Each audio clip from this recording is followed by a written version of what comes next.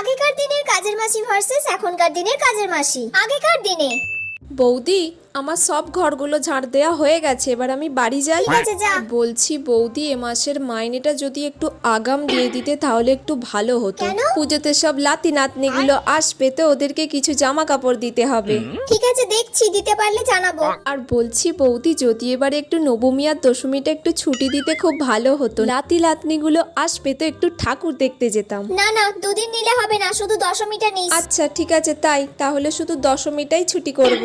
এখনকার দিনে শোনো বৌদি, আজকে মহালয়া হয়ে গেল, আজকের পর থেকে আমি আর কাজে আসতে পারবো নি বলে দিলুম, ঠিক আছে? লাতি নাতনি আসবে, ওদের সাথে আমাকে ঠাকুর দেখতে হবে। আর বোনাসটা আমাকে দিয়ে দিও। আমি যখন বিকালে কাজে আসবো আজকে, তখনই আমাকে বোনাসটা দিয়ে দিও। আমি তো মাসে 4,000 টাকা নেই, তাহলে আমার 2,000 টাকা বোনাস লাগবে। ঠিক আছে। সেই একাদশী অবধি আসবো না তাহলে, কারণ দশমীতে আবার বিসর্জন আছে, একটু লাচতে হবে তো।